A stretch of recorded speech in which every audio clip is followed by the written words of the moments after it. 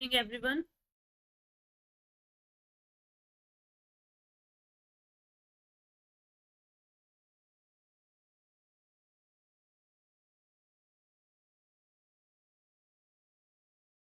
आवाज बता दीजिए आप। आपको साफ सुनाई दे रही है?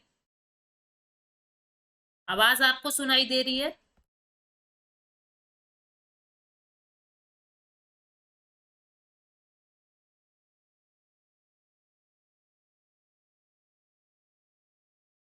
हमें अमेरिकन रिवॉल्यूशन पूरा करना है आज की क्लास में।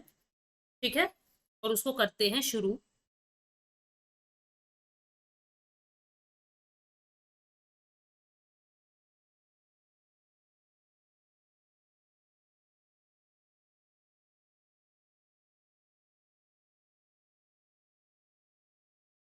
जसवीर कौर गिल, क्या हुआ कि मतलब रिकॉर्डेड क्लास जो होती है वो प्ले नहीं होती है?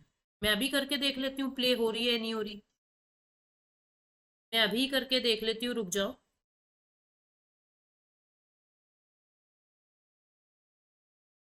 बिल्कुल प्ले हो रही है, कोई भी दिक्कत नहीं है। प्ले होती है भाई जसवीर।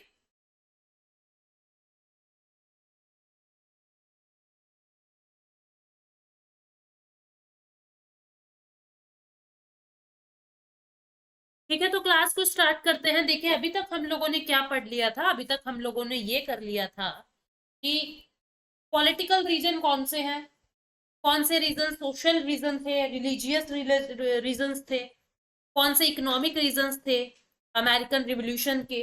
वो बातें हमने देखी थी।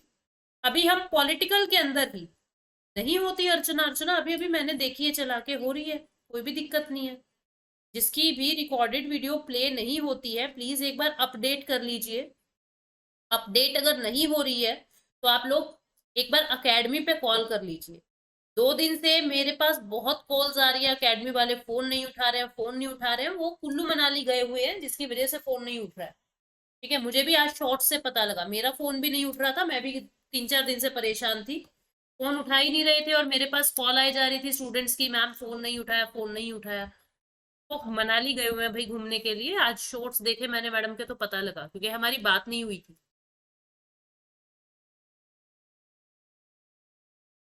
मैंने अभी अभी चला के देखी, मेरी चल रही थी।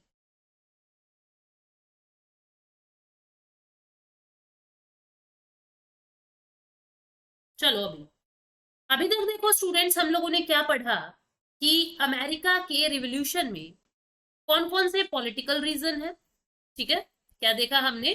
कौन कौन से उसके पॉलिटिकल रीजन है, कौन कौन से उसके इकोनॉमिक रीजन है, और कौन कौन से उसके सोशल रीजन है, हमने ये देखा। अब ये सब रीजंस हमने देख लिए थे कि पार्लियामेंट के अंदर, लंदन की पार्लियामेंट के अंदर उनको रिप्रेजेंटेशन नहीं मिलता। लंदन की पार्लियामेंट में उनको रिप्रेजेंटेशन नहीं मिलता। ठीक है, समझ रहे हो बात को? सबसे बड़ी रीजन ये बनती है। ठीक, लंदन की पार्लियामेंट में उनको रिप्रेजेंटेशन जो है वो नहीं मिल पाता। ठीक, हमने कहां तक पढ़ लिया था कि क्या क्या काम हुआ था। ट्रीटी ऑफ पेरिस साइन हो रहा है। ठीक है, अभी तुम ध्यान से समझना कि होता क्या है कि 7 ईयर वॉर हम लोगों ने देखी थी। लास्ट में हम लोगों ने 7 ईयर वॉर देखा था। ये 7 ईयर वॉर 1754 से 1763 तक चलता है। किस किस के बीच में? फ्रेंच लोगों के बीच में और ब्रिटेन के लोगों के बीच में। फ्रेंच और ब्रिटेन के लोगों के बीच में चलता है, और इनका जो ये युद्ध है ये 5 महाद्वीपों पर फैल जाता है। 5 महाद्वीप पर फैल जाता है इनका युद्ध, जहां पे भी फ्रेंच और ब्रिटेन लोग रहते हैं, आपस में लड़ाई कर रहे हैं। ठीक है, 7 ईयर वॉर हमने देखा था। और ये 7 year war treaty of Paris से, यानी पेरिस की संधि से समाप्त होता है। 1763 में ट्रीटी ऑफ पेरिस होती है, जिससे ये 7 ईयर वॉर जो है वो खत्म होता है। ठीक है, तो अब क्या होगा कि जो फ्रेंच की जमीन थी, जिस जमीन पर फ्रेंच लोगों का हक था, अब उस जमीन पे कौन आ गए? ब्रिटिशर्स आ गए। और इन ब्रिटिशर्स ने क्या कह दिया? पहले नियम क्या था कि कोई भी आओ और लैंड पर खेती कर लो, कोई दिक्कत नहीं है, पूरी लैंड खाली पड़ी थी। लेकिन इन ब्रिटिशर्स ने क्या कह दिया कि ये फ्रेंच की जो टेरिटरी हमने जीती है युद्ध में, 7 साल के युद्ध में हमने जो जीती है, इस टेरिटरी पे कोई और लैंड अक्वायर नहीं कर सकता, यानी यहाँ पे आप लोग खेती नहीं कर सकते। ठीक है, फिर मैंने आपको ये बताया था कि यूके के अंदर जॉर्ज 3 नाम का राजा था जो पागल था, उसकी वाइफ और उसका सन रूल कर रहे हैं उसके नाम पे, ठीक है, हमने ये देखा था। उसने शुगर एक्ट पास कर दिया था, ठीक है, उसने शुगर एक्ट पास कर दिया था। शुगर एक्ट था 1764 का, और उसने ये कहा था शुगर का सारा व्यापार केवल इंग्लैंड से करोगे और किसी से नहीं करोगे। फिर उसने क्वार्टर एक्ट, क्वार्टनिंग एक्ट बना दिया था 1764 का ही। क्वार्टनिंग एक्ट 1764 में क्या था कि जो भी आर्मी होगी, जो भी आर्मी होगी किसकी, जो भी आर्मी होगी इंग्लैंड की, इंग्लैंड की आर्मी जो अमेरिका में है, इंग्लैंड की आर्मी जो अमेरिका के अंदर हमने लगा रखी है, अमेरिका ही उसका खर्चा देगा, ब्रिटेन उसका खर्चा नहीं देगा, अमेरिका ही उसका खर्चा देगा। और साथ में एक कानून बना दिया था स्टैम्प एक्ट, स्टैम्प एक्ट बना दिया था 1765 का। ये कहा था जितने भी लीगल डॉक्यूमेंट है उनके ऊपर स्टैंप लगानी पड़ेगी, और उस स्टैंप की फीस होती थी, ठीक है, जिससे जो लॉयर्स है, जो जर्नलिस्ट है, जो पढ़े लिखे लोग हैं, उनको दिक्कत हो रही है, ठीक है। तो अब ये क्या करेंगे, ये लड़ाई शुरू करेंगे, ठीक है, ये लड़ाई शुरू करेंगे। तो लड़ाई शुरू करेंगे, प्रोटेस्ट शुरू होता है। क्या क्या करेंगे ये अमेरिकन लोग, अब उसकी बातें करते हैं। सबसे पहले तो उन्होंने एक नारा दिया, एक नारा, एक स्लोगन दिया। क्या slogan? No representation, no taxation without representation. बहुत फेमस हुआ ये, नो टैक्सेशन विदाउट रिप्रेजेंटेशन। जब तक हमारा प्रतिनिधित्व नहीं करोगे तुम लंदन की पार्लियामेंट में, ब्रिटेन की पार्लियामेंट में, जब तक हमको 3-4 सीटें नहीं दोगे, तब तक हम लोग क्या करेंगे, टैक्स नहीं देंगे।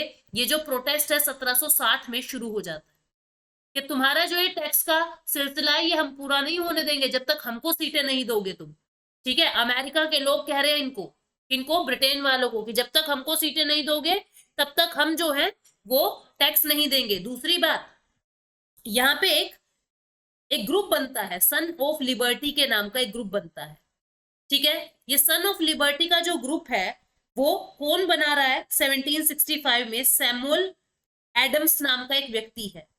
क्या नाम है? Samuel Adams. इसने ये सन ऑफ लिबर्टी नाम का जो ग्रुप है ये ग्रुप बनाया, और ये ग्रुप ऑल ओवर वर्ल्ड में अलग अलग जगह बना दिया, और फिर पूरे लिंक्स बना दिया आपस में, जहां जहां भाई मान लीजिए इस ब्रिटेन की कॉलोनी में ग्रुप बना दिया, इस ब्रिटेन की कॉलोनी में ग्रुप बना दिया, इस ब्रिटेन की, और आपस में चिट्ठी पत्रियां डाल डाल के, आपस में लेटर टेलीग्राफ डाल डाल के एक दूसरे को मैसेज कन्वे कर रहे हैं कि आज हम यहाँ धरना करेंगे, आज हम यहाँ रैली करेंगे। तो इस तरीके से सब लोग इकट्ठे हो रहे थे। अब इतने सारे रिवोल्ट को देखते हुए, इतने सारे धरनों को, इतनी सारी जागरूकता को देखते हुए क्या किया जाएगा, जो न्यूयॉर्क की लेजिस्लेटिव पार्टी है, आपको पता है कि पहले क्या होता था, ये 13 कॉलोनी थी, जो ब्रिटेन की 13 कॉलोनी थी अमेरिका के अंदर। हर कॉलोनी का एक गवर्नर होता था, हर कॉलोनी की खुद की लेजिस्लेचर होती थी, यानी कानून बनाने वाली टीम होती थी। तो जो न्यूयॉर्क में कानून बनाने वाली पार्टी थी, यानी जो न्यूयॉर्क का लेजिस्लेचर था, जो न्यूयॉर्क का लेजिस्लेचर था, उन्होंने कानून बना दिया। क्या कानून बना दिया? उसका नाम है डिक्लेरेटरी एक्ट, डिक्लेरेटरी एक्ट 1766 का।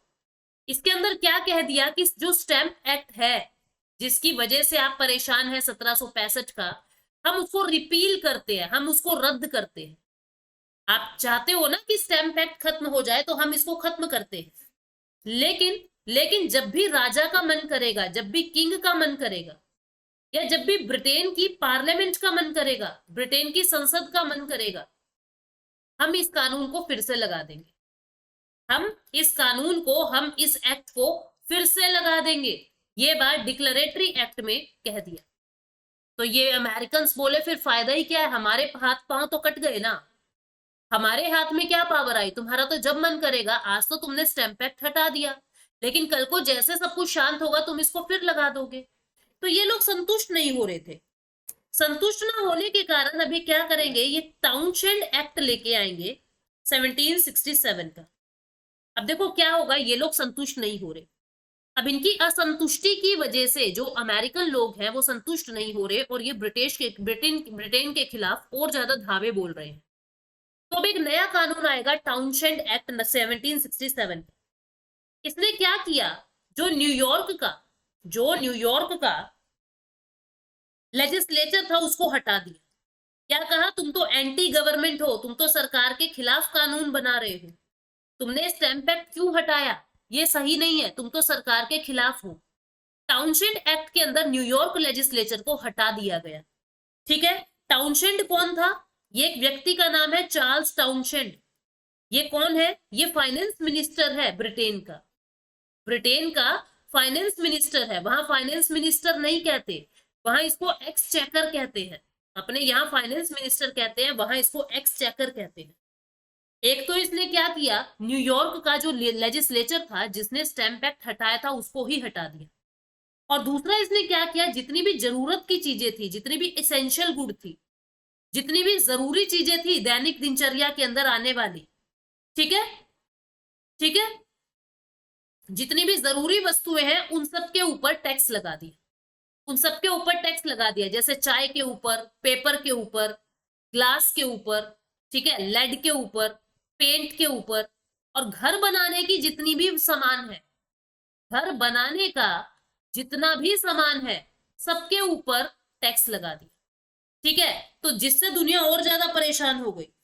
और ब्रिटिशर्स को ये कह दिया, ब्रिटिश के ऑफिसर्स को, तुम्हारा जब मन करे किसी भी बिल्डिंग को चेक कराओ, तुम्हारा जब मन करे भाई, अच्छा यहाँ पे पेंट हुआ है तो पेंट पर टैक्स दो, अच्छा तुम नई चाय लाए चाय पे टैक्स दो, कागज यूज कर रहे हो कागज पे टैक्स दो, किसी भी बिल्डिंग में घुस जाओ तुम, ये पावर दे दी। यानी किसने किया ये काम, टाउनशेंड एक्ट के अंदर चार्ल्स टाउनशेंड ने ये काम किया। मतलब और ज्यादा ब्रिटिशर, और ज्यादा अमेरिकन को परेशान किया जा रहा है। यहां तक किसी को कुछ डाउट है तो पूछ लीजिए, किसी को कुछ भी डाउट है तो यहां तक पूछ लीजिए।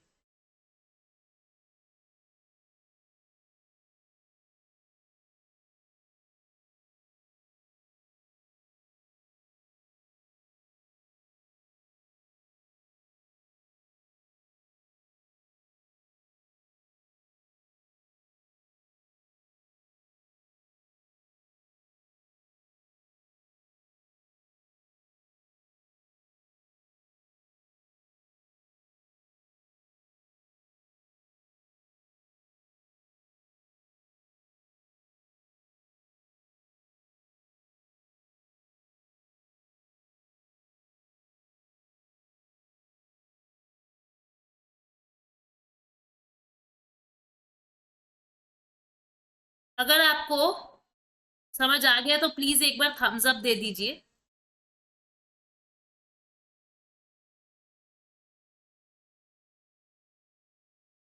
यहां तक समझ आ गया ना, हेलो दिनेश, यहां तक समझ आ गया, कोई डाउट? तो टाउनशेंड ने क्या किया, कानून बना दिया कि भाई जितनी भी जरूरी चीजें होती है ना डेली लाइफ की, उनके ऊपर टैक्स लगेगा, जिससे ये जो लोग थे ब्रिटेन अमेरिका वाले, ये और ज्यादा दूर हो रहे हैं। ये क्या कह रहे हैं यार, एक तरफ तो तुम हमको ये कहते हो, एक तरफ तो तुम हमको ये कहते हो कि यार तुम्हारे दादा परदादा ब्रिटेन के थे, तुम ब्रिटिशर्स हो, और ऊपर से तुम हमारे ही खिलाफ, मतलब जो ये अमेरिका है, जितने भी अमेरिकन के अंदर लोग हैं, ये कहां से आए हैं, ये ब्रिटेन से ही तो आए हैं, ब्रिटेन से ही तो परेशान हो के आए हैं। जो भी चर्च के खिलाफ था वो अमेरिका आ रहा था, ये ब्रिटेन से ही परेशान होके आए हैं। तो अब ये क्या कह रहे हैं, एक तरफ तो तुम हमको कहते हो कि हमारे दादा परदादा ब्रिटिशर्स हैं, लंदन के हैं, ऊपर से तुम हमको कोई अधिकार भी नहीं देते, और ऊपर से तुमने हमको इतने सारा टैक्स भी लगा दिया, तो तुम तो हमको पागल बना रहे हो। तो इस तरीके से इनके बीच में जो दिक्कतें हैं वो बढ़ती जा रही है। अब एक दिक्कत बहुत बड़ी हो गई बोस्टन के अंदर, बोस्टन जगह का नाम है, वहां पे नरसंहार हो जाता है, वहां पे एक मैसेकर हो जाता है। अपने यहाँ पे जैसे जलियांवाला हत्याकांड हुआ था जिसमें 2000 से भी ज्यादा लोग मारे गए थे, यहाँ पे 5 लोग मार दिए गए, 5 लोग जो अमेरिकन थे वो मार दिए गए। ऐसा पहली बार हुआ था कि किसी पॉलिटिकल रीजन की वजह से, किसी राजनीति की वजह से लोगों की हत्या की जा रही थी, तो 5 लोग यहाँ पे मार दिए। ठीक है, अब एक व्यक्ति था जिसका नाम था पॉल रिवर, ठीक है, और एक व्यक्ति है जिसका नाम है सैमुअल एडम्स। सैमुअल एडम्स बहुत बड़ा बिजनेसमैन था। ये कौन था, ये बहुत बड़ा बिजनेसमैन था। और जो ये ब्रिटेन के कानून आ रहे थे उसकी वजह से सैमुअल एडम्स को बहुत नुकसान हो रहा था इसके ट्रेड में, इसके व्यापार में। तो इसने क्या किया, जो ये 5 लोग मरे, इस बात को बहुत ज्यादा फैला दिया कि देखो देखो इन्होंने क्या कर दिया, इस बात को बहुत ज्यादा पब्लिसाइज कर दिया, इस बात को बहुत ज्यादा फैला दिया कि देखो इन्होंने क्या कर दिया। और इन्होंने क्या किया, सैमुअल एडम्स ने लोगों को भड़का दिया ब्रिटेन के खिलाफ। ब्रिटेन के खिलाफ लोगों की सोच बदल दी, कहा कि देखो ये कैसे लोग हैं, ये बेवजह अमेरिकन को मार रहे हैं, जिनको ये अपना कहते हैं ये उनको ही मार रहे हैं, तो तुम्हारे साथ भी कल को कुछ भी करेंगे। तो इस तरीके से अब लोगों को इनके खिलाफ किया जा रहा है। अब एक और कानून आता है जिसका नाम है टी एक्ट 1773। चाय कानून आया था 1773 का, 1773 का। ब्रिटेन के अंदर नए प्रधानमंत्री आते हैं, ब्रिटेन के नए प्रधानमंत्री आते हैं जिसका नाम है लॉर्ड नॉर्थ। लॉर्ड नॉर्थ नाम के नए प्रधानमंत्री आते हैं, ठीक है। और इन्होंने सभी टैक्सेस को रिमूव कर दिया, सभी टैक्सेस को रिमूव कर दिया, पर चाय के टैक्स को रिमूव नहीं किया। चाय के टैक्स को रिमूव नहीं किया कि चाय के ऊपर टैक्स लगता रहेगा, बाकी सभी टैक्सेस को रिमूव कर दिया। अब अमेरिकन वाले बोले यार ये क्या किया तुमने, चाय तो हम सबसे ज्यादा पीते और तुमने चाय पर ही टैक्स रख दिया, ये तो गलत बात है। अमेरिकन चाहते थे हर चीज पर से टैक्स हट जाए, हर चीज पर से टैक्स हट जाए, हमको चाय पर भी टैक्स नहीं चाहिए। पर ब्रिटिशर्स की कंपनी थी ईस्ट इंडिया कंपनी, जो चाय में जबरदस्त व्यापार करती थी, बहुत ज्यादा मुनाफा इनको होता था, इसलिए इन्होंने चाय के टैक्स को नहीं हटाया। अब वहां पे एक पोर्ट है जिसका नाम है, हार्बर है वहां पे, बोस्टन नाम का, बोस्टन नाम का बंदरगाह है। इस बंदरगाह में जितने भी विरोधी लोग थे, जितने भी प्रोटेस्टर थे, जो लड़ाई लड़ रहे थे, अमेरिकन है ये लोग, इन्होंने क्या किया। निशु कह रही है सन ऑफ लिबर्टी समझ नहीं आया, अभी बताती हूँ निशु, रुक जाओ। जो प्रोटेस्टर थे उन्होंने, जो अमेरिकन है जो विद्रोह कर रहे हैं ब्रिटेन के खिलाफ, इन्होंने बोस्टन बंदरगाह पर चाय के जहाज उतरने ही नहीं दिए, चाय के जहाज उतरने नहीं दिए, घुसने नहीं दिए, ठीक है। इन्होंने चाय के जहाज घुसने ही नहीं दिए अंदर, ठीक। और अब क्या हुआ कि यहाँ पे बोस्टन टी पार्टी होती है, इसकी डेट याद रखना। बोस्टन टी पार्टी क्या था, एक बहुत बड़ा विद्रोह था। 16 दिसंबर 1773 को ये होता है, 16 दिसंबर 1773 को। ये क्या है, बोस्टन नाम का जो बंदरगाह है, बोस्टन नाम का जो बंदरगाह है, उस बंदरगाह पर जब चाय के शिप आते हैं, तो यहाँ पे जो सैमुअल एडम है, सैमुअल एडम कौन, वो व्यापारी जो हर बात को पब्लिसाइज कर रहा है, उसने जहाज को अंदर आने दिया, जहाज को अंदर तो आने दिया, लेकिन चाय के सारे पैकेट्स पानी में गिरा दिए, चाय के पैकेट्स पानी में गिरा दिए, खराब कर दिए सारे के सारे का सारा जहाज जो है चाय का, वो खराब कर दिया। इसको बोस्टन टी पार्टी के नाम से कहते हैं।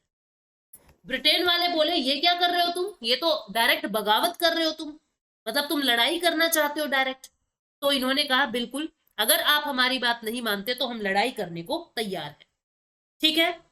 और बहुत सारे अभी कानून आएंगे, पर उससे पहले निशु ने एक क्वेश्चन पूछा है। निशु पूछ रही है कि 1765 का सन ऑफ लिबर्टी क्या है। देखो जैसे अपने यहाँ पे आजाद हिंद फौज थी ना, ठीक है, जैसे अपने यहाँ आजाद हिंद फौज है, अलग अलग ग्रुप बन रहे हैं, कांग्रेस नाम की ग्रुप बनी, मुस्लिम लीग बना, इस तरीके से वहां पे सन ऑफ लिबर्टी नाम का एक ग्रुप बनता है, ठीक है। और ये जो सन ऑफ लिबर्टी नाम का ग्रुप है, ये सैमुअल एडम्स ने ही बनाया था, ठीक है ना। 1765 में सन ऑफ लिबर्टी नाम का ग्रुप पूरे भारत, पूरी दुनिया के अंदर जहां जहां ब्रिटेन की कॉलोनी थी, इन्होंने हर जगह ये सन ऑफ लिबर्टी नाम का ग्रुप बनाया, और आपस में मैसेजेस भेजते थे कि आज हमको ये करना है, आज हमको इनके खिलाफ ये करना है। तो ये सन ऑफ लिबर्टी था, निशु ग्रुप का नाम है, ठीक है। तो अभी आगे बढ़ते हैं हम लोग। मैंने आपको बोस्टन टी पार्टी के बारे में बता दिया। तो अब ये ब्रिटेन वाले और ज्यादा नाराज हो गए, बोले तुम्हारी हिम्मत कैसे हुई हमारी इतनी सारी चाय को खराब करने की। तो अब ये क्या होता है, इन्होंने इनटॉलरेबल एक्ट ले आए, ये इनटॉलरेबल एक्ट ले आए 1774 का, 1774 का इनटॉलरेबल एक्ट ले आए। कि हम ये टॉलरेट नहीं करेंगे, ये जो भी तुमने किया है ये हम सहन नहीं करेंगे, ये असहनीय है। ठीक है, तो जिसके चलते इन्होंने क्या किया, इन्होंने टाउन हॉल के अंदर, मतलब जो हॉल्स के अंदर मीटिंग होती है उनको बैन कर दिया कि कोई भी अमेरिकन अब मीटिंग नहीं कर सकता, कोई भी अमेरिकन अब मीटिंग्स नहीं कर सकता। दूसरा काम ब्रिटिशर्स ने क्या किया, जो बोस्टन का बंदरगाह था, बोस्टन पोर्ट था, उसको क्लोज कर दिया, उसको बंद कर दिया। तीसरा काम क्या कहा कि आपने जो चाय खराब की है पानी में डाल के, जो चाय खराब की है समुद्र में डाल के, उसका भुगतान करो, उसका मुआवजा दो, उसके पैसे दो, ये बात करने लगे। फिर इन्होंने क्या किया देखो, जैसे ये ब्रिटेन का क्षेत्र है, ये फ्रांस का क्षेत्र है, फ्रांस का क्षेत्र आता है जिसको क्यूबेक कहते हैं, क्यूबेक। अब जब 7 ईयर वॉर के अंदर फ्रांस हार जाता है तो इस क्यूबेक के ऊपर ब्रिटिशर्स का राज हो जाता है। इन ब्रिटेन वालों ने क्या किया, क्यूबेक के क्षेत्र को बढ़ा दिया कि अब इतना क्यूबेक नहीं है, अब क्यूबेक का एरिया इतना हो गया और हमारा इतने बड़े एरिया पे कब्जा हो जाएगा, यानी क्यूबेक के क्षेत्र को बढ़ा दिया, क्यूबेक के क्षेत्र को बढ़ा दिया। और जितने अमेरिकन थे उनको कहा तुम यहाँ पे खेती नहीं कर सकते, तुम इस जमीन को प्रयोग नहीं कर सकते। अब अमेरिकन को गुस्सा आ गया, अमेरिकन ने क्या किया, लड़ाई की घोषणा कर दी और लड़ाई के लिए अपने लोगों को ट्रेन करना शुरू कर दिया, ट्रेनिंग देनी शुरू कर दी अपनी आर्मी को, अपनी मिलिशिया को, कि हम बताएंगे इन ब्रिटेन वालों को कि ये क्या करते हैं। 13 की 13 कॉलोनी फुल गुस्से में है और 13 की 13 कॉलोनी ने मिलकर फर्स्ट कॉन्टिनेंटल कांग्रेस, कॉन्टिनेंटल का मतलब होता है सब लोग इकट्ठे हो रहे, पहली कॉन्टिनेंटल कांग्रेस सितंबर 1774 में शुरू हो जाती है। ये कहते हैं 13 की 13 कॉलोनी से कि आ जाओ हम लोग मीटिंग करेंगे। ठीक है, ये 13 की 13 कॉलोनी की मीटिंग थी। इन्होंने अमेरिकन गवर्नमेंट जैसी एक सरकार बना ली थी, अमेरिकन गवर्नमेंट नहीं बनाई, अमेरिकन गवर्नमेंट जैसी एक सरकार बना ली थी, मतलब बिल्कुल उसके हूबहू थी। लेकिन भाई ऐसी कभी सरकार बनेगी इन्होंने दिमाग में सोचा है, पर अभी सरकार बनाई नहीं। और इन्होंने क्या डिसाइड किया, क्या डिसाइड किया कि हम लोग ब्रिटेन के सामान को बायकॉट कर देंगे, ब्रिटेन के सामान को बॉयकॉट कर देंगे, हमको नहीं चाहिए उनका कुछ भी, कपड़ा लत्ता कुछ भी नहीं चाहिए हमको, हम अपना खुद का सामान बनाएंगे। जैसे भारत के अंदर स्वदेशी हुआ ना, ऐसे यहाँ हम अपना खुद का सामान बनाएंगे और ब्रिटेन के सामान का बहिष्कार करते हैं। और ब्रिटेन से ट्रेड को भी स्टॉप कर दो, ट्रेड को स्टॉप कर दो ब्रिटेन के साथ, ब्रिटेन के साथ जो व्यापार कर रहा अमेरिका उसको रोक दो। ठीक है, अब रिवॉल्यूशन स्टार्ट हो जाता है, क्रांति शुरू हो जाती है। अब देखो होता क्या है, अप्रैल 1775 में ये रिवॉल्यूशन शुरू हो गया और फाइट शुरू हो गई। ठीक है, फाइट शुरू हो गई किसके बीच में, ब्रिटेन वर्सेस अमेरिका के बीच में, ब्रिटेन वर्सेस अमेरिका के बीच में अब ये लड़ाई शुरू हो गई। ठीक है, तो अब होता क्या है, जो कॉन्टिनेंटल आर्मी बनी थी, 13 कॉलोनी की जो आर्मी बनी थी जिसको हमने कॉन्टिनेंटल आर्मी नाम दिया, उस कॉन्टिनेंटल आर्मी का चीफ कौन है, इसका चीफ है, इसका मुखिया है जॉर्ज वॉशिंगटन। क्या नाम है, जॉर्ज वॉशिंगटन, जो देश के अमेरिका के पहले प्रेसिडेंट बनेंगे, जॉर्ज वॉशिंगटन इस 13 कॉलोनी की आर्मी का चीफ है। ठीक है, उन्होंने सारे की सारी क्षेत्रों के ऊपर राज किया, मतलब सपोर्ट किया कि किस तरीके से हमको काम करना है। ये जॉर्ज वॉशिंगटन कौन था, ये कमांडर इन चीफ है, मतलब आर्मी का चीफ, कमांडर इन चीफ है। इन्होंने अमेरिका को आजादी दिलाने में बहुत बड़ा रोल प्ले किया है। और जो ये रिवॉल्यूशन चला है, ये रिवॉल्यूशन 1775 से 1783 तक चला है। ठीक है, और ये जो है 1789 में यूएस के प्रेसिडेंट बन जाते हैं और फिर 1793 तक रहे और 1793 में फिर से बन जाते हैं और 1797 तक रहेंगे। मतलब सीधा लगातार 2 सालों तक के लिए ये अमेरिका के प्रेसिडेंट रहते हैं, 1789 से 1797 तक। ठीक है, अब होता क्या है, अभी युद्ध बहुत ज्यादा नहीं हुआ था। अब यहाँ के जो लोग हैं ये लोग जॉर्ज 3 के पास पहुंचते हैं, जो राजा था, किंग था ब्रिटेन का, उसके पास पहुंचते हैं। कौन पहुंचते हैं, अमेरिकन पहुंचते हैं। ये राजा को कहते हैं कि भैया देख, युद्ध में कुछ नहीं रखा, तू एक तो हमको सीट दे दे, ठीक है, एक तो हमको सीट दे दे, ऊपर से हमारे टैक्स हटा दे, हम और तो कुछ मांग ही नहीं रहे तुमसे, तू क्यों बेवजह लड़ाई कर रहा है, लड़ाई को खत्म कर, लड़ाई छोड़ो, ठीक है, आप हम जो मांग रहे हैं आप हमको दे दो। जॉर्ज थ्री कौन बोला, क्या बोला इनको, तुम देशद्रोही हो, तुम ट्रेटर हो, तुम देशद्रोही हो, तुम ब्रिटेन के होके ब्रिटेन के खिलाफ बोल रहे हो, तुम ट्रेटर हो।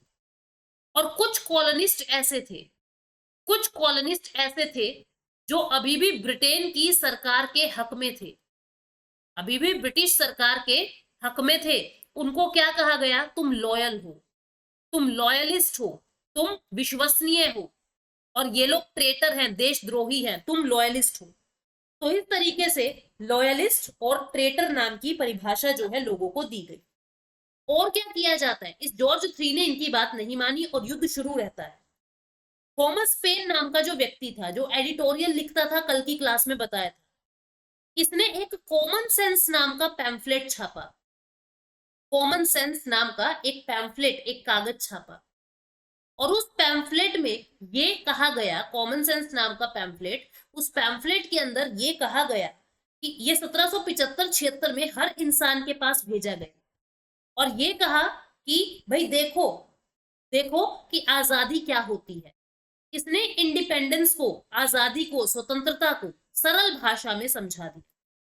कैसे समझा दिया, सरल भाषा में समझा दिया, आजादी को सरल भाषा में समझा दिया, ठीक है। 1776 की शुरुआत में, जो 1776 की शुरुआत थी, 1776 की शुरुआत में जितना भी ब्रिटिशर्स का सामान था वो सारा फेंक दिया गया, ब्रिटिशर्स का सामान फेंक दिया, बोले हमको तुम्हारा कुछ नहीं चाहिए, हम खुद का प्रोड्यूस कर लेंगे, ठीक है। और इन्होंने क्या किया, खुद की अलग से लेजिस्लेचर बना ली, अमेरिकन ने खुद की इलेक्टेड विधायिका बना ली, बोले अब हम अपना कानून खुद बनाएंगे, इलेक्टेड विधायिका बना ली, ठीक है। और नया संविधान बनाना शुरू कर दिया 1776 में, नया संविधान बनाना शुरू कर दिया 1776 में, और खुद को कहा, अमेरिकन ने खुद को क्या कहा, खुद को स्टेट कहा, खुद को स्टेट कहा, कहा अब हम कॉलोनी नहीं रहे हैं, अब हम स्टेट बन गए हैं, अब हम आपके बंदिश नहीं है, अब हम कॉलोनी बन गए, ठीक है। तो पहली कॉन्टिनेंटल मीटिंग कब होती है, पहली कॉन्टिनेंटल कांग्रेस 1774 में होती है। अब दूसरी कॉन्टिनेंटल कांग्रेस होगी, सेकेंड कॉन्टिनेंटल कांग्रेस होगी, ये सेकेंड कॉन्टिनेंटल कांग्रेस कब होगी, 1776 में ही ये होगी, ठीक है। मतलब अब दोबारा से मीटिंग हो रही है, एक बड़ी मीटिंग। और 4 जुलाई 1776 को फिलाडेल्फिया नाम की जगह पे, क्या नाम, फिलाडेल्फिया नाम की जगह पर इन्होंने खुद को स्वतंत्र घोषित कर दिया, इंडिपेंडेंस मतलब डिक्लेरेशन ऑफ इंडिपेंडेंस को अडॉप्ट कर लिया, जैसे हमने प्रियम्बल को कर लिया था, ऐसे इन्होंने डिक्लेरेशन ऑफ इंडिपेंडेंस को अडॉप्ट कर लिया कि अब हम स्वतंत्र हैं, हम इस कागज को एक्सेप्ट करते हैं, डिक्लेरेशन ऑफ इंडिपेंडेंस को एक्सेप्ट कर लिया, ठीक है। 4 जुलाई 1776 को फिलाडेल्फिया नाम की जगह पे इन्होंने अपने आप को घोषित कर दिया कि हम आजाद हैं। थॉमस जेफरसन नाम का जो व्यक्ति है, जैसे अपने यहाँ पे भीमराव अंबेडकर, ऐसे वहां थॉमस जेफरसन, जिसको अमेरिकन संविधान का जनक कहा जाता है, जनक कहा जाता है, फादर कहा जाता है इसको, ठीक है। इसने प्रिंसिपल ऑथर, इसने स्वतंत्रता घोषित कर दी। ये कौन था, ये तीसरा प्रेसिडेंट बना यूएस का, कब से कब तक, 1801 से लेके 1809 तक, तीसरा भी यही था, चौथा भी यही था, लगातार 8 सालों तक ये भी अमेरिका का राष्ट्रपति रहा, ठीक है।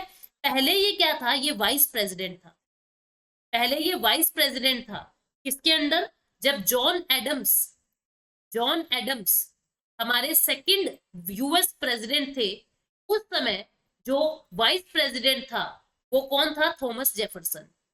कौन था, थॉमस जेफरसन। जब जॉन एडम जो है वो प्रेसिडेंट रहा, सेकंड प्रेसिडेंट ऑफ अमेरिका, उस समय थॉमस जेफरसन वाइस प्रेसिडेंट भी था।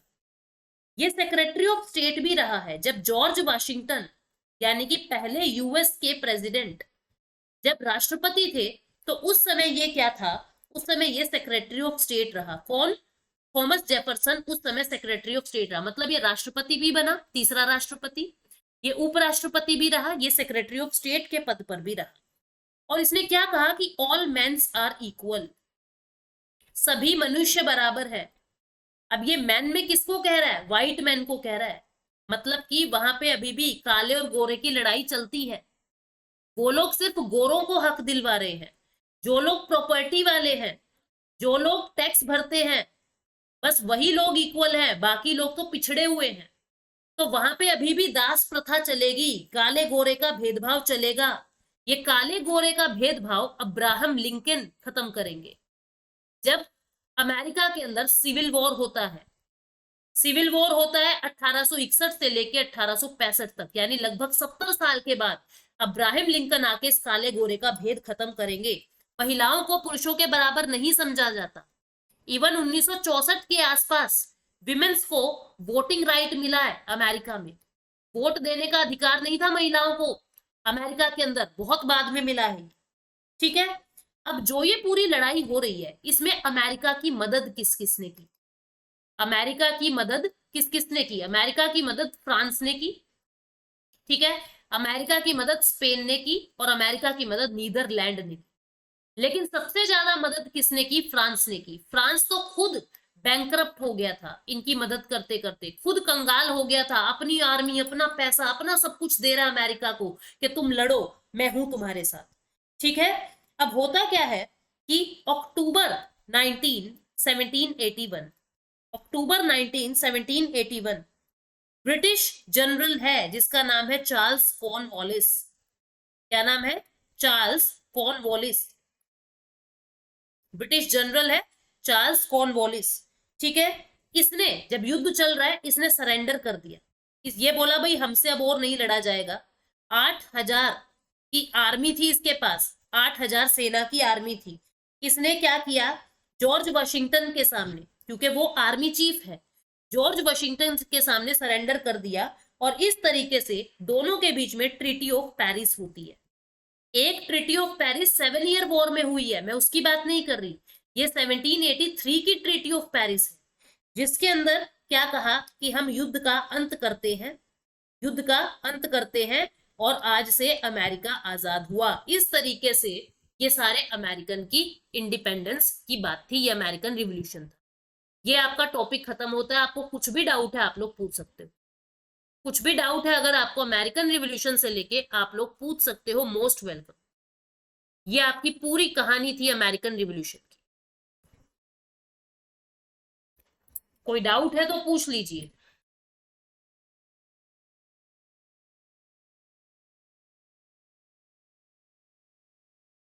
और समझ आ गया तो प्लीज मुझे थम्स अप दे दीजिए।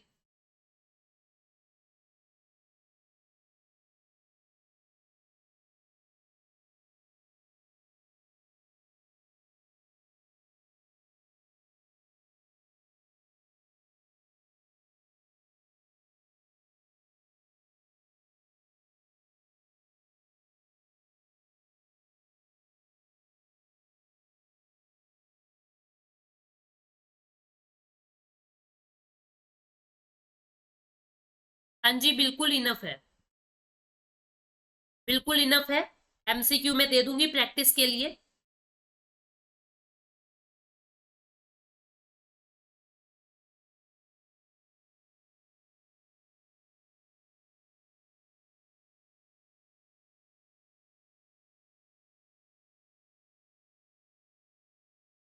ठीक है, तो अभी क्लास में एंड कर रही हूँ।